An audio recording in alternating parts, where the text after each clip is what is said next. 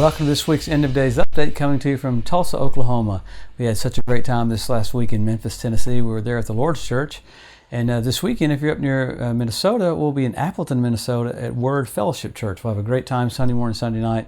Then we come home for a day or two. Then we head to Hobbs, New Mexico. We'll have an awesome time there.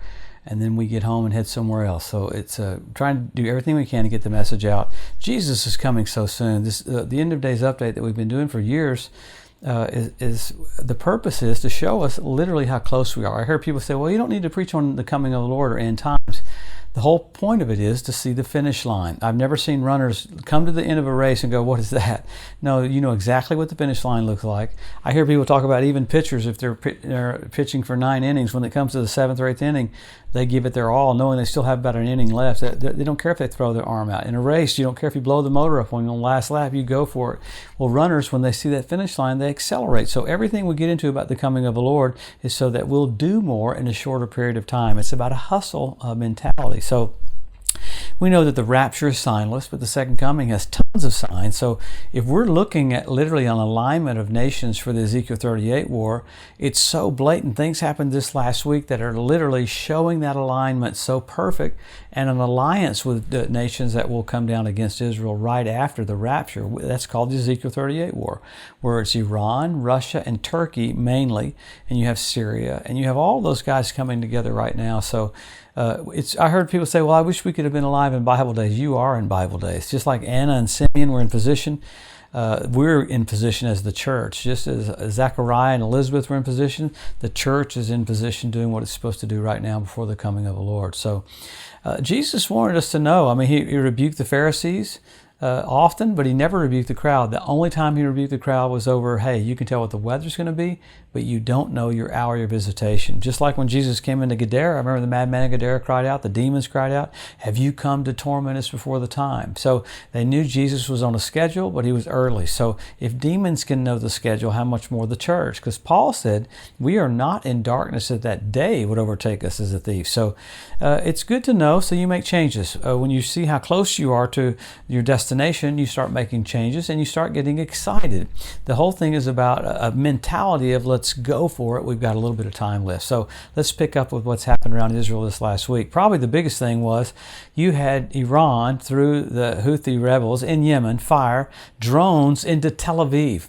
You had a couple of Israeli soldiers that got killed. You had about 10 wounded. So this is Tel Aviv. This is not Gaza. This is not Eilat. This is not Lebanon, the border of Lebanon, the northern part of the Galilee. This is Tel Aviv. So Israel responded by sending F-35s, F-15s, and a few F-16s, and blew up quite a bit of first they blew up an oil refinery in Yemen, but then they blew up a part that's a weapons transition station, they called it, where arms and goods are coming down from Syria, out of Iran, into Syria, down all the way to Yemen, like the ones that made their way into the other part of Syria. Israel's been having to do that for 2 years solid. Every other week there's been airstrikes. Where? In Damascus. So that same kind of mentality is coming into Yemen now, and even the United States and Britain have had to stop drones from coming over from Yemen. That's just one side.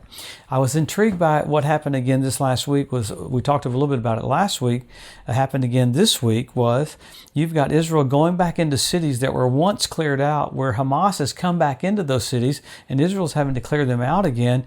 And it will go down in history as far as what Israel's doing right now that's remarkable. How they're taking systematically out. They got a couple more main leaders with Hamas, and they end up killing them and not killing all these innocent people. And Israel's done probably one of the most amazing jobs ever in doing that over and over and over again. The world says nothing.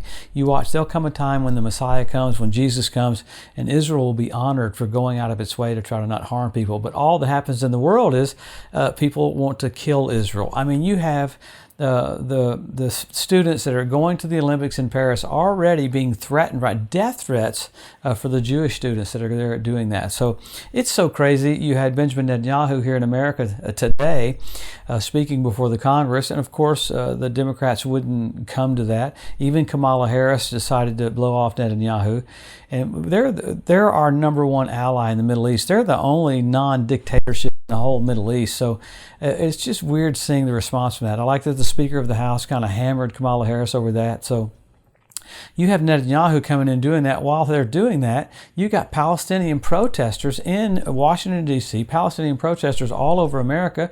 They were burning American flags and putting up Palestinian flags. So it's insane to watch the manifestation of Lucifer come through in these ways. I mean, in the middle of that, you've got, this is the big deal about the alliances. You've got China and the Ukraine making an alliance. Why? Because Russia, they called on China to help them from having Russia kill them some more. But before that, you had China making agreements with Russia. So China is giving Russia arms. Now China is trying to help out Ukraine. It's the whole group of those nations that are going to come down Israel from the north. You know, the Bible says that the Euphrates River will run dry so the kings of the north can come over. Well, guess what? It's been dry for a while now. And that's the roadway for these nations that are making alliances right now that will happen that's at the Battle of Armageddon, not just the Ezekiel 38 war. Because the Ezekiel 38 war happens just after the rapture, and then 7 years later is when the Battle of Armageddon takes place. So that's the kings of the east coming down. So you've got all sets of nations coming together like that right now. You've got Iran, which came out this last week. Secretary of State Blinken said Iran is literally 1 to 2 weeks away from weaponizing enough nuclear weapons, anywhere from 6 to 8 right now. So with it set up like that, and then Russia saying, okay, we're going to test fire a nuke just to get everybody's attention, you have all the things that the Bible said you'd see just before the coming of the Lord. There was an agreement that came to Fatah with the Palestinian Authority. Now that's an agreement with death and hell, almost a setup or a precursor to the Antichrist coming on the scene saying, I've got a perfect solution. So behind the scenes, you've got Palestinian groups making deals, just like the leader of the world's going to come on the scene and make some deals with the Palestinians, and that guy's going to be the Antichrist. So, man, to me, it's exciting. It is scary how much stuff is happening as far as rockets firing from Lebanon. We don't even get into all that, but rockets are continuing to fire from Gaza and continuing to fire from Lebanon. And I'm really thinking the next few days, the next week, you're going to see a massive response from Israel in the north. So get ready for that. But all it means to us is to lift up our heads. Our redemption's drawing nigh. Because Jesus doesn't want you downtrodden, He wants you excited. So we always go back to the Word to see what the Word says about what it would look like. Number 1, Israel regathered. Number 2, Jerusalem won back. Jesus said the generation that sees those two events will not pass away till all is fulfilled. And then you've got Hebrew language restored, Ethiopian Jews brought back, you've got the fertility of the land of Israel, you've got the revival of the Roman Empire. Remarkable, you've got 172 different species of predatory birds started showing up in the land. You had foxes show up on the Temple Mount. You had fish in the Dead Sea. You had the Dead Sea turn blood red where Sodom and Gomorrah was last fall on the Day of Atonement.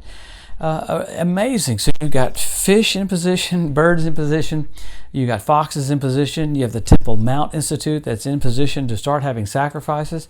You had the red heifers that made it over. You had 5 red heifers that didn't have their ears clipped because of COVID. So they're the first red heifers that don't have a blemish, and they need to be used between year 2 and 3. I like that Israel got them shipped from Texas to Israel, calling them service animals. So I don't know how that works, how you walk down the middle of the airport with a cow on a leash, but needless to say, Israel's got everything in place for what the Bible said you'd see just before the king comes back. So there should be radical excitement in the church, absolute wild joy. There should be so much joy in the church because people should be telling you to break that pill in half because all the things are set up for the king to come back. I've heard people say, well, all these signs have happened before. Wrong. These have all never happened before. We're the only generation that have had this. So we're blessed. We're privileged. Many more signs. Men will be lovers themselves. You got selfie 6.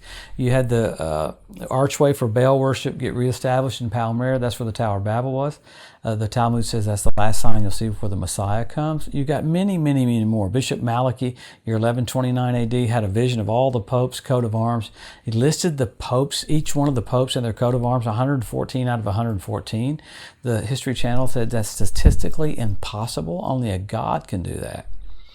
Well, he's our dad, and guess what? The Pope that we have now is the 114th. So the Lord's about to come back. Amazing. All these and many more. Then you go from signs to signals. You had the blood red moons on Passover and Tabernacles. Remarkable. When's the last time you had 4 in a row on Passover and Tabernacles? 1967 when Jerusalem was won back. 1948 when Israel was made a nation. And 1492 at the Edict of Expulsion when the Jews were kicked out of Spain. That's amazing. Then you have The Bethlehem star, Jupiter, Regulus, Venus coming together at the birth of Jesus. The constellation was Virgo. This last year when it happened again, the constellation was Leo because he's the lion of the tribe of Judah. So the Bible says that the heavens declare the glory of God. Now, I don't need any of these signs. I don't need blood red moons. I don't need all that. I have a witness in my spirit. God lives in me, and I have a witness that Jesus is about to come back. So on top of that, you've got blatant things like asteroids coming the day after this and that. You got Wormwood asteroid coming in year 2029. This is NASA saying this, not Christians. So you have the heavens declaring the glory of God. You had a meteorite the other day go right over the Statue of Liberty when ex-President Trump got shot. I mean, saying there's an attack on liberty and law in our nation. So these are wild times right now. There's so many things getting ready to come out about that. So many things getting ready to come out about basically an undercurrent of Lucifer and Satan working in the earth to bring forth darkness. But what it tells us is that Jesus is just about to come, because the Bible says this is what it would look like. So don't be afraid, don't be concerned, have zero fear. He's given his angels charge over you. Don't be concerned about anything. Be concerned that you can't work up a concern. If God be for you, who could be against you? That's what it's all about. And he's given his angels charge over you to keep you in all your ways. So absolute zero fear, excitement, joy. We're about to see the King. So wow, what do? Help our local church, help our local pastor. We don't fit church into our life. It is our life. Why? We're about to see the King. We thank him, we honor him, we magnify him because he gave his life for us. But you know what's amazing? We're about to stand before the throne of God. Sea of glass, clear as crystal. Crystal is the only element that you can't hide a flaw. We'll be flawless before the throne of God. That's very close to our future about being there and being evacuated from the earth. So let's give it our all. If we're about to leave the planet, let's go for it. Have a blessed, wonderful Wednesday. We'll see you next week, and we'll put together all the different things that Israel's doing to protect itself and all the things that point to the coming of Jesus, the King of Kings and the Lord of Lords. Have a blessed, wonderful week. We'll see you next Wednesday. Thanks for joining us today at the End of Days Update. If you'd like to be notified every time there's a new post, just go to the EDU at josephmorris.com and subscribe to receive email alerts. If these posts and updates have been a blessing to you, please consider making a one-time donation to help get the message out, or even becoming a monthly partner with Joseph Morris Ministries. Thanks again for tuning in to the EDU, and we'll see you next week.